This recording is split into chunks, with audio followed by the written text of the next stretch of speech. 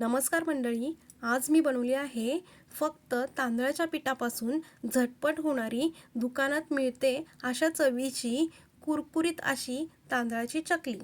चला तर मग ही चकली मी कशी केली ते तुम्हाला दाखवते। त्याच्या आधी तुम्ही जर माझ्या चॅनलवर नवीन असाल ना तर प्लीज चॅनलला लाईक, शेअर आणि सबस्क्राईब करायला विसरू नका। चला तर मग आता आपल्या रेसिपीला सुरुवात करूया।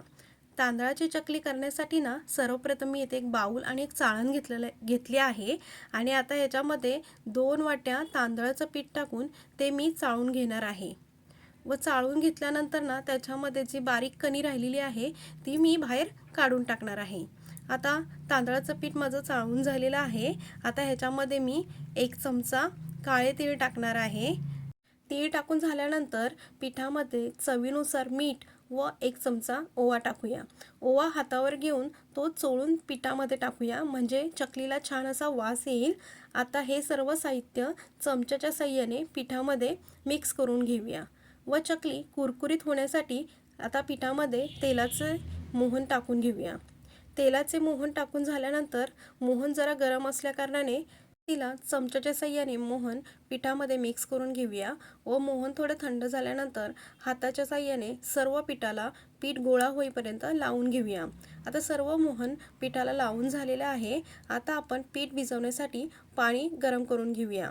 इथे मी 2 वाट्या तांदळाच्या पिठासाठी 2 वाटी पाणी घेतलेलं आहे। आता ह्या पाण्याला मी छान उकळी आणून घेणार आहे। पाण्याला उकळी आलेली आहे। आता आपण हे सर्व पाणी पिठामध्ये टाकून चमच्याच्या साहाय्याने मिक्स करून घेणार आहे व पीठ आहे ना एक 5 मिनिटं झाकण मारून छान वाफवून घेणार आहे।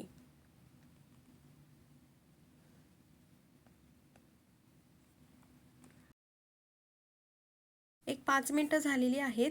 आता पिठावरचं झाकण आपण काढून घेऊया।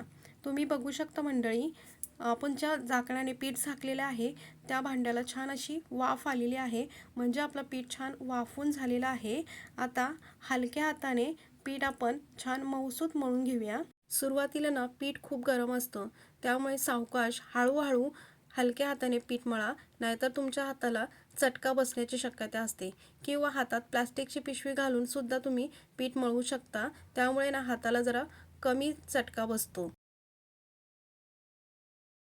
मंडळी, पीठ मळण्यासाठी मी 2 वाट्या इथे पाणी गरम करून घेतलं होतं ना, त्यामध्येच मी पीठ मळलेलं आहे। त्याच्या व्यतिरिक्त पाण्याचा एकही थेंब मी इथे वापरलेला नाही।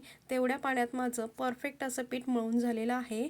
आता मळलेल्या पिठाचा एक गोळा घेऊन तो चकलीच्या साच्यात टाकून आता बाकीचं पीठ झाकण मारून तसंच बाजूला ठेवायचं, नाहीतर तुमचं पीठ सुकून कडक होईल व तुम्हाला त्याच्या चकल्या करता येणार नाहीत। आता आपण चकल्या पाडून घेऊया। चकल्या पाडण्यासाठी मी इथे एक पेपर घेतलेला आहे। आता याच्यावर आपण चकल्या पाडून घेऊया। तुम्ही बघू शकता मंडळी, चकलीला काटे सुटलेले आहेत, याचा अर्थ तुमची चकली तळल्यानंतर छान अशी कुरकुरीत होणार आहे। सर्व चकल्या माझ्या पाडून झालेल्या आहेत। आता आपण चकली तळून घेऊया। चकली तळण्यासाठी ना मी इथे एक कढई घेतलेली आहे। कढईमध्ये तेल टाकून तेल छान कडकडीत गरम करून घेतलेलं आहे।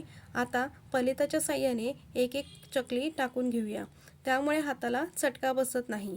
आता चकलीवरचे बुडबुडे जोपर्यंत कमी होत नाहीत तोपर्यंत चकली पलटायची नाही आणि पलटल्यानंतर पण जोपर्यंत चकलीवरचे बुडबुडे कमी होत नाही ना तोपर्यंत चकली काढायची नाही। या पद्धतीने चकली तळली ना तर चकली संपेपर्यंत कुरकुरीतच राहते आणि ही पद्धत आहे ना मंडळी माझ्या आईची आहे आणि तुम्हाला तर माहिती आहे आईची पद्धत ही नेहमीच आपल्या परफेक्टच असते। तुम्ही बघू शकता मंडळी, चकल्या आपल्या सर्व तळून झालेल्या आहेत। आता ना यातली एक चकली मी तुम्हाला तोडून दाखवते। तुम्ही बघू शकता मंडळी, चकली मस्त अशी कुरकुरीत झालेली आहे आणि ही चकली ना खायला खूप चविष्ट लागते। तुम्ही नक्की ट्राय करून बघा आणि तुम्हाला जर ही माझी रेसिपी आवडली असेल तर चॅनलला लाईक, शेअर आणि सबस्क्राईब करायला विसरू नका। धन्यवाद।